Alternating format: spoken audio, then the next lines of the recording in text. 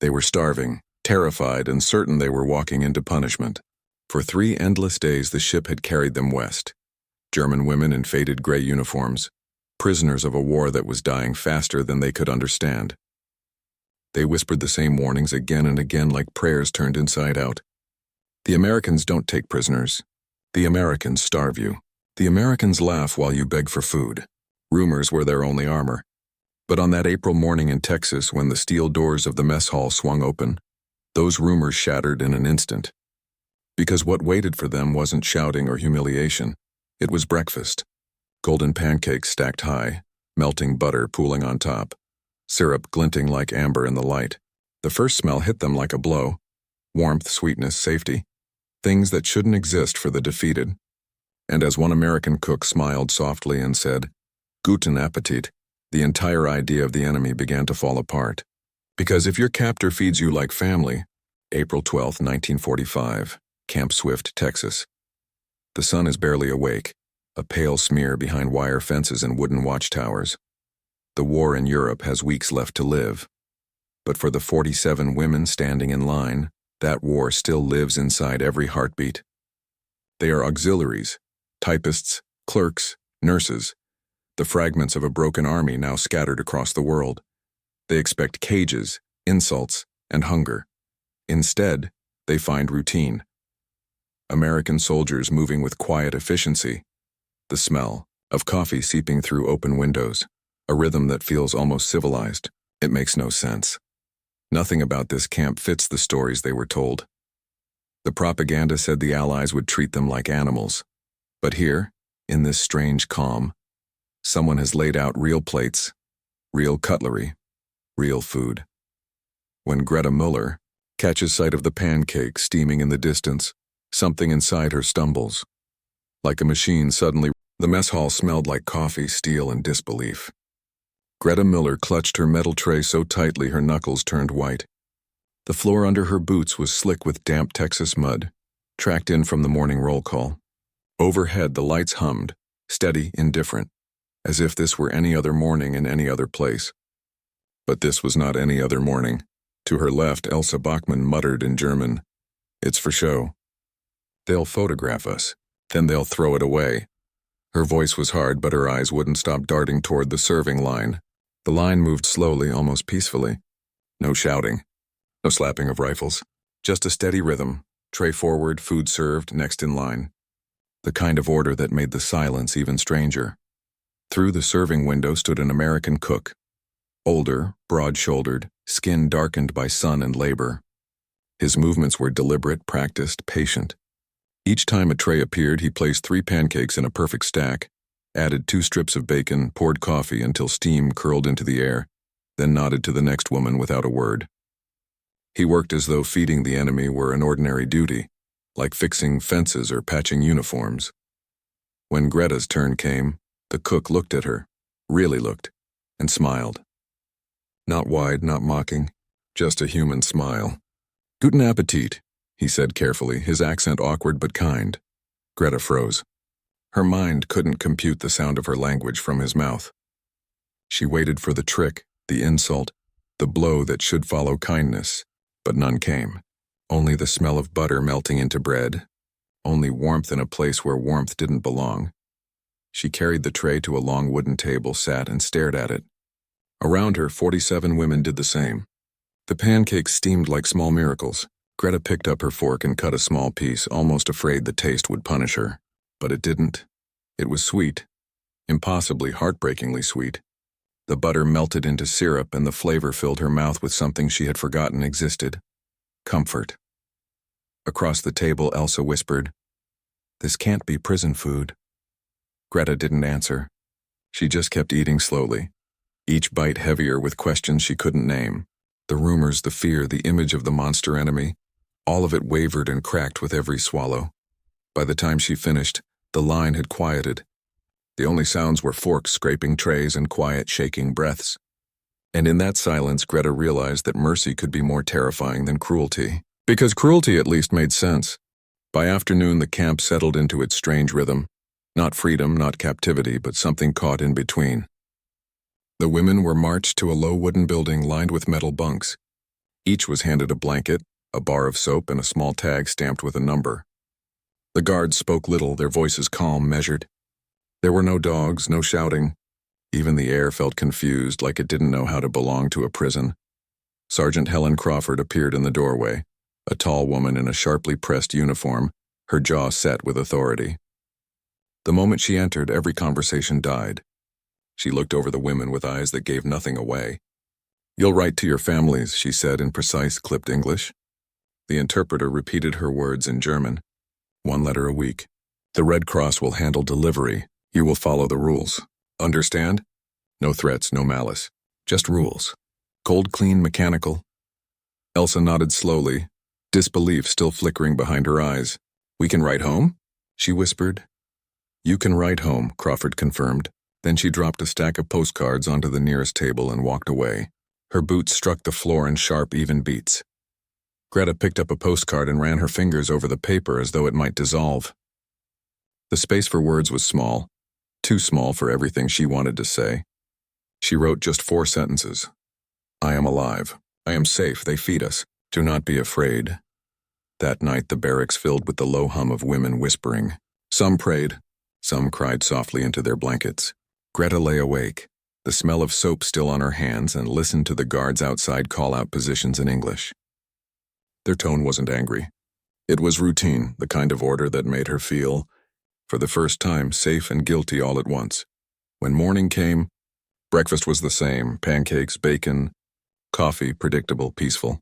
And with every repetition, Greta's fear thinned into confusion. Rules, not revenge. That was the law of this strange new world. But as she ate, she couldn't shake one thought, that maybe the rules themselves were mercy disguised as discipline. And mercy, she was learning, could be the hardest thing to survive. 3 weeks passed before the first letters from home arrived. They came bundled in the arms of a young corporal who called out names one by one. Each syllable sounded foreign, bent through his American accent. Müller, Bachmann, Hanauer. The women gathered like schoolgirls waiting for report cards, faces trembling between hope and dread. Greta's letter came last. The envelope was thin, the handwriting instantly familiar. Her mother's. She tore it open carefully as if it might bruise.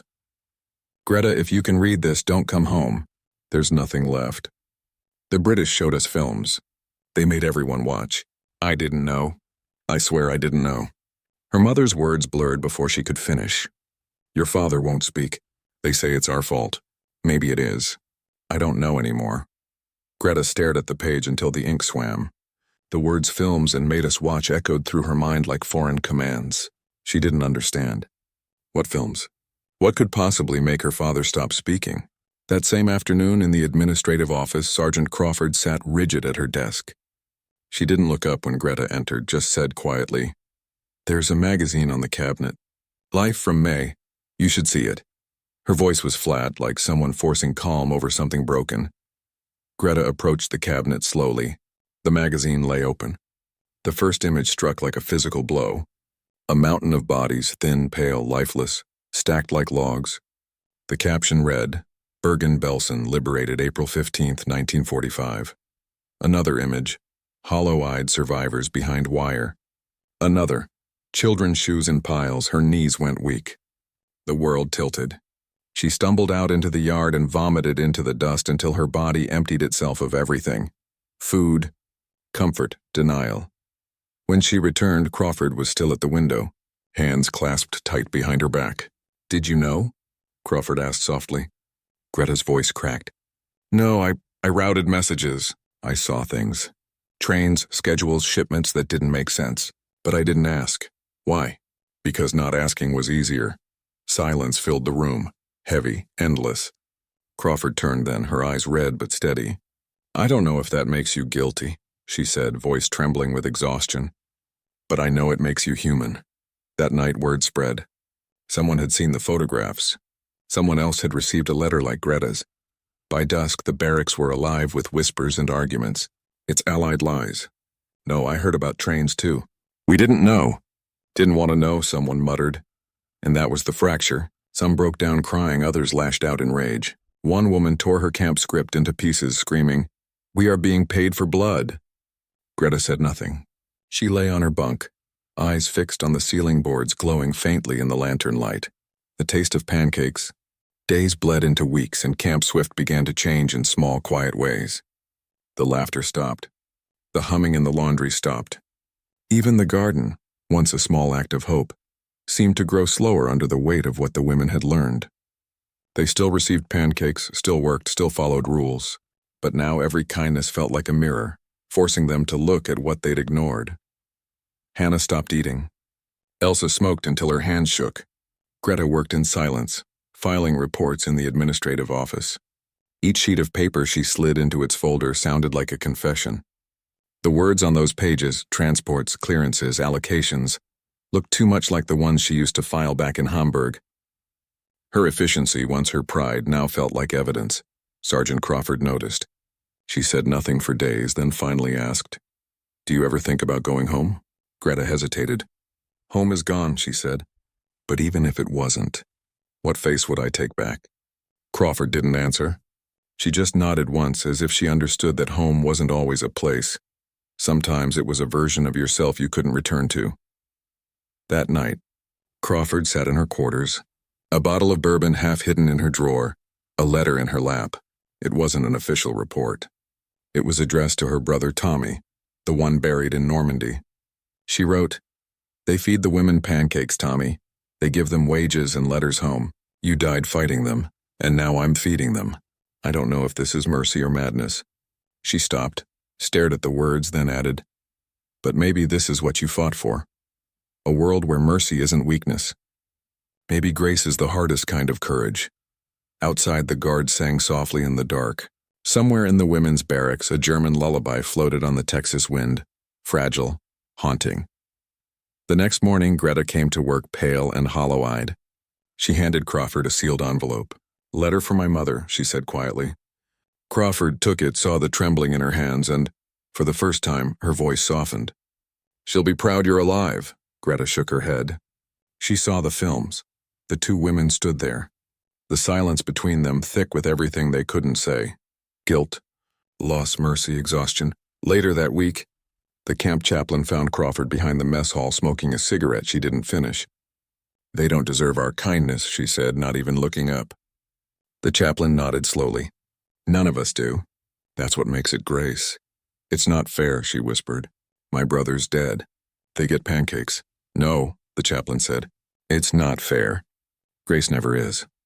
That night, Crawford walked the perimeter herself. She watched the guards change shifts, the lights dim over the barracks.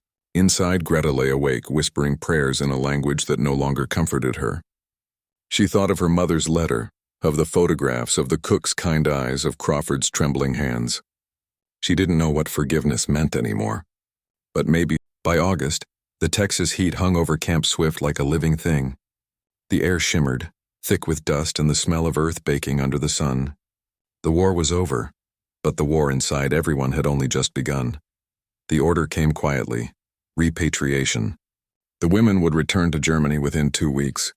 The announcement spread through the barracks like the wind before a storm. Some women wept with joy.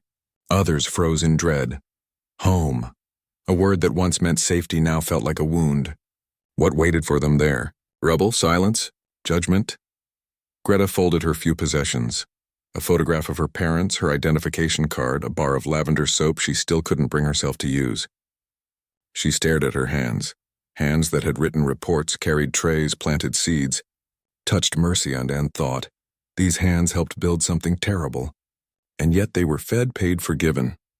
On the morning of their last assembly, the women stood in formation under a sky bleached white by heat. The American flag rippled behind Commander Morrison as he addressed them. "You came here as prisoners," he began, his voice strong, echoing against the wooden barracks. "You leave as prisoners still, but also as witnesses." The interpreter translated carefully into German. "You were treated according to law, fed according to regulation, paid according to protocol. Not because you deserved it, because we did. Because if we forget who we are in victory, then we've already lost." The words struck like quiet thunder. Greta felt something heavy loosen in her chest. Not relief, not forgiveness, just the ache of understanding. Then Sergeant Crawford stepped forward. She wasn't scheduled to speak. Her voice was unsteady at first, but clear. I want to read something, she said, unfolding a letter written in her mother's hand.